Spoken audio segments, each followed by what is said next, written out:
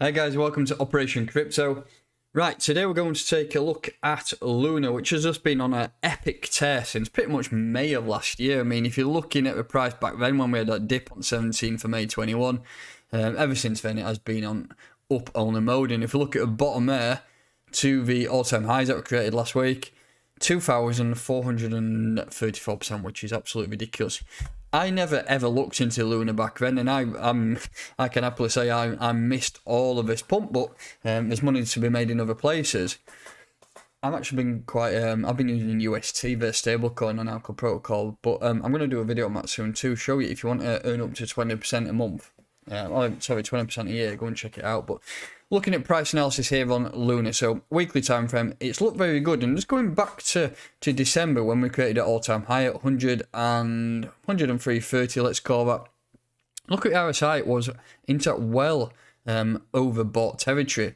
We're creating new all-time highs here on the 7th of March. We've still got plenty of room to grow. My RSI is down at 64%. So for me, I know a lot of people are calling $60 and back down towards this region at $43. I still think there's a little bit of a bit more movement to the north in Luna. It's going against the grain though, because I mean, look at Bitcoin. It's stagnant. While Bitcoin is stagnant, altcoins have been getting absolutely murdered. I mean, some alts are now down 90%, which is a significant drop, but there's always room to drop more. So Bitcoin's going stagnant, but Luna's just been showing major strength. And imagine this. Imagine if we get a break just to 41k or 42, or maybe up to that major level of resistance at 46k for Bitcoin. Luna will perform epic in my opinion. So I still think we've got room to grow and room to create another all-time high within the next 2 or 3 weeks, depending obviously on how Bitcoin does, because if it does tear up, it will ultimately drag all the rest of the market with it. So dropping down to a daily time frame, let's have a look at this latest move here. What I want to do first is look at this latest move here.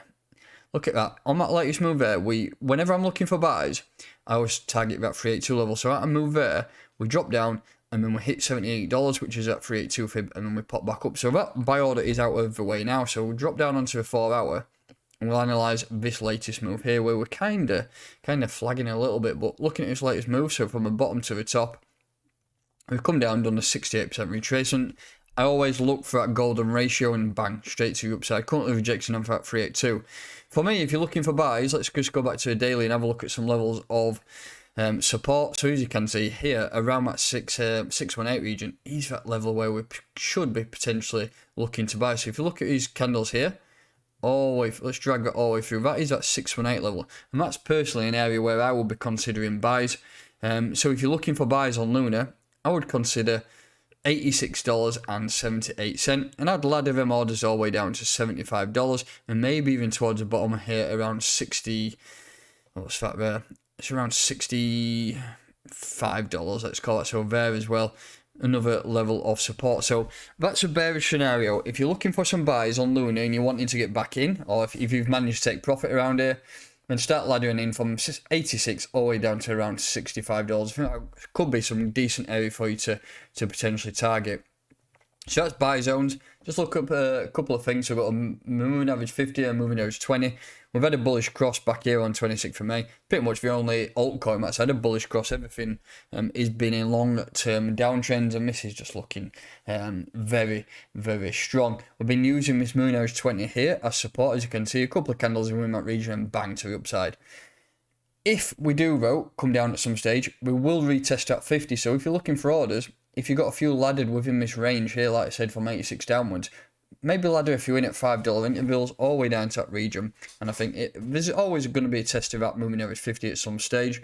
Whenever you're in uptrend, if you look here, how many times it would tap that 50 taps there as well. So it just shows that it's a clear area where you could potentially either look for long or look for potential buys. RSI again on the daily time frame is not too overcooked. It's around 60%, so there's plenty of room to grow there. Moving average 200, I'm guessing we're going to be above that. Yeah, we've actually used it as support back then in February. Usually, the 200 on the daily time frame gives you a bit of a good perspective of if it's bullish or bearish.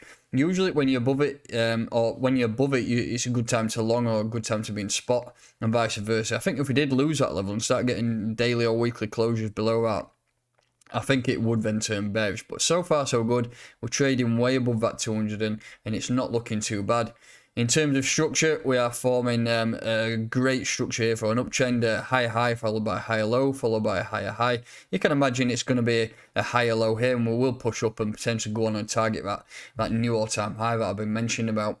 Where can the all-time high go though? I put a tweet out the other day, so if you look at this move here, the previous move, I said that these levels would be potential targets for an all-time high, and I use these negative extensions on the fib, so I've got a negative 618 and a negative 27. I think we can hit $128 potentially over the course of the next few weeks, but like I say, it really depends on the coin. Bitcoin depends how it's going to do and react. I personally see 42k very soon, but who knows? It's getting a little bit crazy, this market, and very unpredictable.